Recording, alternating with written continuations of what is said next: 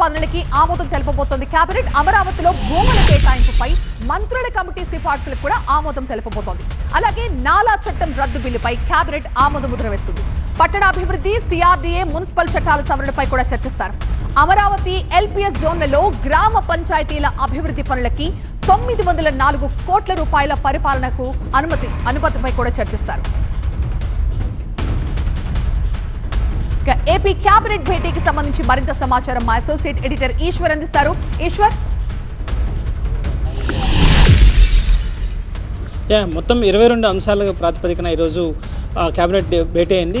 కీలకమైన అంశాలు ఇందులో చర్చకు రాబోతున్నాయి. ఒకటి ప్రధానంగా సర్క్యులర్ ఎకానమీకి సంబంధించింది. ఎందుకంటే వేస్ట్ మేనేజ్మెంట్కి సంబంధించి పెద్ద ఎత్తున వివిధ దేశాల్లో దానికి సంబంధించి వేస్ట్ నుంచి వెల్త్ క్రియేట్ చేస్తున్నారు. కానీ అట్లాంటి ప్రొసీజర్ ఎప్పటి నుంచో అడాప్ట్ చేసుకోవాలనుకుంటున్నప్పటికీ అట్లాంటి పరిస్థితి అడాప్ట్ చేసుకోలేకపోతున్నాం. అందులో ఆలస్యం అవుతుందంటే ఒక క్లీన్ పాలసీని ఒకటి ఇచ్చే ప్రయత్నం చేస్తుంది. దానికి సంబంధించి కేబినెట్ ఈరోజు స్పష్టమైన విధి విధానాలను ఖరారు చేయబోతుంది. దీని ద్వారా విశాఖపట్నంలో ప్రధానంగా ఒక 400 ఎకరాలలో స్థలంలో ఒక పార్క్ను ఏర్పాటు చేసి వేస్ట్ మెటీరియల్ అంతా సేకరించి దాని నుంచి వెల్త్ క్రియేట్ చేయడం కావచ్చు, లేకపోతే ఈ ఎకానమీని పెంచాల్సిన అవసరం ఉంది అన్నది ప్రధానమైన ఉద్దేశంగా రాష్ట్ర ప్రభుత్వం మొదటి నుంచి చెప్తోంది. ఆ దిశగా నిర్ణయాలు తీసుకోబోతోంది ఈరోజు. అదే సమయంలో టూరిజంకి సంబంధించి టూరిజంలో ఇప్పటివరకు ఉన్న అనేక ప్రోత్సాహకాలు ఇస్తున్నాం, కానీ ఇంతకు మించిన ఇంకా ఎక్కువ పెద్ద ఎత్తున టూరిజం డెవలప్ కావాల్సిన అవసరం ఉంది. ఆంధ్రప్రదేశ్లో ఇప్పటికే చాలా ఎక్కడైనా ఒకవేళ ఏదైనా ప్రోగ్రామ్ పెట్టుకోవాలన్నా అక్కడ వస్తువులు సరిగా లేని పరిస్థితి ఉంది. విజిటర్స్ ఎవరైనా ఫారిన్ విజిటర్స్ కావచ్చు, లేకపోతే ఎక్కడి నుంచి వచ్చినప్పటికీ కూడా అక్కడ పూర్తి స్థాయిలో హోటల్స్ కావచ్చు, అట్లాంటి అకామిడేషన్ ప్రాబ్లమ్స్ కూడా ఉన్నాయి. వాటిని పెద్ద ఎత్తున పెంచాలంటే టూరిజంలో మరిన్ని ప్రోత్సాహకాలు ఇవ్వాలన్నది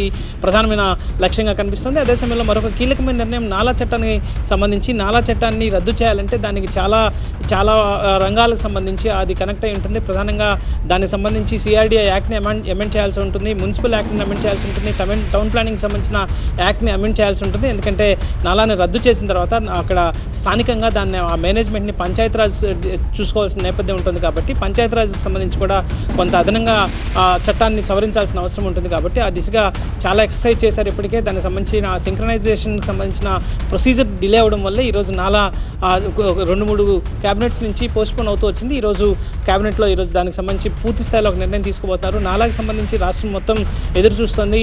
రియల్ ఎస్టేట్ పూర్తి స్థాయిలో ముందుకు వెళ్ళాలంటే ఈ నాలాని రద్దు చేయాలన్న ప్రతిపాదన ఎప్పటి నుంచో ప్రభుత్వం ముందుంది. ముఖ్యమంత్రి కూడా గత 3 నెలల నుంచి నాలాని రద్దు చేస్తాం, రాష్ట్రంలో రియల్ ఎస్టేట్ని ముందుకు తీసుకెళ్లే ప్రయత్నం గట్టిగా చేయబోతున్నట్టుగా ఆయన చెప్తూ వస్తున్నారు. సో దీనికి సంబంధించి ఇది ఒక పెద్ద గుడ్ న్యూస్గా చెప్పాల్సిన నేపథ్యం కనిపిస్తుంది. అదే సమయంలో గ్రామ సచివాలయాలు, వార్డు సచివాలయానికి సంబంధించి కూడా ఒక కీలకమైన నిర్ణయం తీసుకోబోతుంది. దాదాపుగా 2800 పోస్టులను కొత్తగా ఇవ్వబోతున్నారు. వాటికి సంబంధించి డిప్యుటేషన్ ద్వారా కావచ్చు, లేకపోతే అవుట్సోర్సింగ్ చేయబోతున్నారు, లేకపోతే కొన్ని పోస్టులను కొత్తగా తీసుకోబోతున్నారు.